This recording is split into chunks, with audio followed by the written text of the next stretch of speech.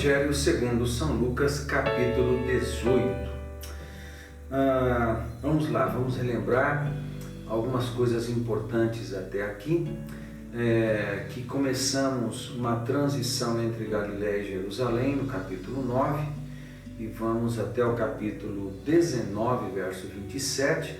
Estamos começando o capítulo 18 hoje, então a gente está bem perto do momento em que Jesus está se aproximando, está quase em Jerusalém, e alguns ensinos e alguns discursos começam a aparecer nesse momento, bem parecido com Mateus e Marcos, quando eles registram alguns tipos de ensino, algumas palavras de Jesus na proximidade de Jerusalém e alguns outros que ele pratica apenas em Jerusalém. Então, é isso. Observamos também algo bem interessante no capítulo 15, alguns dias atrás. Notamos ensinos de Jesus em 3 parábolas, falando da importância de investirmos e recuperarmos pessoas. O capítulo 16 de Lucas parece que tem um tema central, que ele está tratando sobre a fidelidade, está falando de finanças. O capítulo 17, que vimos ontem, ele insere alguns outros elementos de ensino aqui no seu capítulo, e ele fala sobre uma diversidade de assuntos e de ensinos, né? Fala sobre a questão dos escândalos, a questão do perdão, a questão da gratidão e depois um discurso de Jesus sobre a segunda vinda. No capítulo 18 a gente nota algumas parábolas que têm o mesmo assunto. A primeira, por exemplo, é a parábola do juiz iníquo. O assunto aqui é oração, ok? E a segunda parábola, a partir do verso 9, é a parábola do fariseu e do publicano. Os dois estão orando na sinagoga. Um é justificado e o outro não. Então o assunto continua sendo oração. Aqui nesse caso, a oração que de fato nos justifica diante de Deus, que agrada a Deus, que abre os céus, que aciona os céus. É muito, muito interessante. Depois, a partir do verso 15 a 17, mais uma vez Jesus está com crianças e abençoa crianças. Depois, o jovem rico, a partir do verso 18 até o 23, né? Aquela situação dele ser abastado, ter bastante riqueza e tal, e Jesus confrontá-lo a respeito das suas riquezas e ele amarelar, né, de alguma forma aqui. E a partir do verso 24, perigo das riquezas, Jesus emenda aquela situação com o jovem rico para fazer um ensino muito importante a respeito, alertando contra o perigo das riquezas. Como já dissemos, e a palavra de Deus também não afirma que há problema essencialmente em ter riqueza. O problema é quando ela nos tem, o problema é se ela desvia a gente do reino de Deus e da sua vontade. A partir do 31, então, Jesus novamente fala da sua morte e da sua ressurreição. A proximidade de Jerusalém, a gente observa isso, ok? Ele começa a intensificar as vezes que fala sobre a sua morte.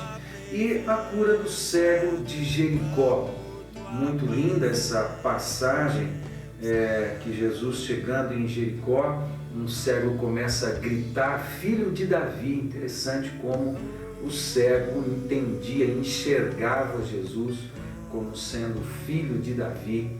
Muito interessante essas parábolas. Eu quero dar um destaque para você na parte que, nas primeiras partes que fala sobre oração, no momento em que, na primeira parábola sobre o juiz iníquo, há uma parte aqui que é muito interessante, muito legal, e eu quero ler para você o verso 7. Não fará Deus justiça aos seus escolhidos, que a Ele clamam dia e noite, embora pareça demorado em defendê-los? É muito interessante a questão da demora no atendimento das nossas orações. Isso é um dilema para cada um de nós, é um dilema para muitos que estão buscando a Deus há anos, há muito tempo a respeito de algumas questões e não tem respostas ou então algumas vezes não está discernindo que tipo de resposta Deus está dando a um clamor que está sendo feito por muito tempo.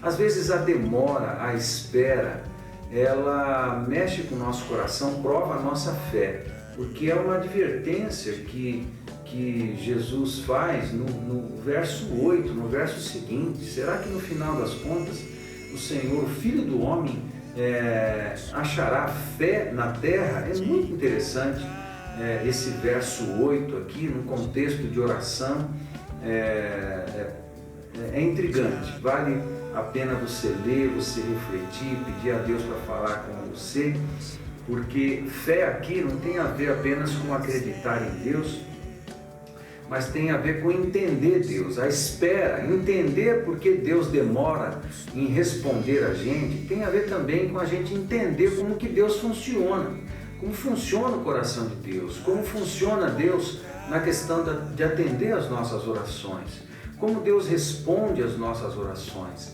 Sabe, a aflição numa espera, ela é grande quando a gente não entende direito ainda como Deus se comporta diante das orações, diante da gente, diante das nossas necessidades. Se a gente não conhece bem a Deus, a gente vai entender errado a importância e o valor da espera. Porque enquanto nós esperamos e aguardamos Deus, alguma coisa está acontecendo dentro de nós. Deus está trabalhando com a gente. Então é importante entender Deus e conhecer Deus. Não somos, aliás, não é Deus que se ajusta a gente e Deus que tem que atender as minhas necessidades. Somos nós que temos que entender como Deus é, entender o coração de Deus, saber como Deus funciona, afinal de contas Ele é que é Deus. Nós é que nos ajustamos a Ele e não o contrário. O exemplo que eu quero dar, por exemplo, a minha esposa, eu sou casado há mais de 30 anos, há 33 anos, e eu conheço um pouco a minha esposa. Tem coisa que eu não pergunto para ela o que ela quer, o que ela acha, porque eu sei, simplesmente eu sei. E tem coisas que eu não peço para ela, eu apenas digo para ela, porque eu a conheço e conheço o seu coração. Digo, olha, tem essa situação, como é que a gente vai fazer? O que você pode fazer? E eu sei que ela vai tomar alguma atitude, vai me ajudar e vai cooperar de alguma forma, porque eu a conheço, eu sei a capacidade que ela tem, eu sei o amor que tem no coração dela, eu sei da disposição e da prontidão dela em ajudar, em cooperar, em abençoar, não apenas a mim, mas abençoar pessoas também, porque eu a conheço. Isso faz toda a diferença quando a gente está trabalhando, quando a gente está lidando com situações difíceis, quando a gente precisa tomar decisões. A mesma coisa com Deus. Quando você conhece Deus na caminhada, quando você caminhando com Deus, vai entendendo como é o coração de Deus, os pensamentos de Deus, naquilo que Ele nos permite saber, nos permite conhecer, então você vai discernindo melhor os momentos de espera, os momentos em que precisamos aguardar. E certamente Deus está trabalhando, mesmo quando não parece. Deus está ministrando, Deus está trabalhando, destruindo ou construindo coisas em nós que são tão importantes. Não apenas uma resposta de oração, mas Ele está forjando a gente, Ele está aproveitando todas as oportunidades para nos amadurecer, nos aperfeiçoar à semelhança de seu Filho Jesus, nosso Senhor. É isso. Faça uma boa leitura do capítulo 18 de Lucas. Você vai ser muito abençoado. Intensifique a tua oração. Mais palavra, mais presença de Deus, mais oração, mais conhecimento de Deus, mais fé e ação. Deus te abençoe. Sendo o teu desejo o de habitar entre nós, clamamos, estenda o teu tabernáculo no meio de nós, e seja realmente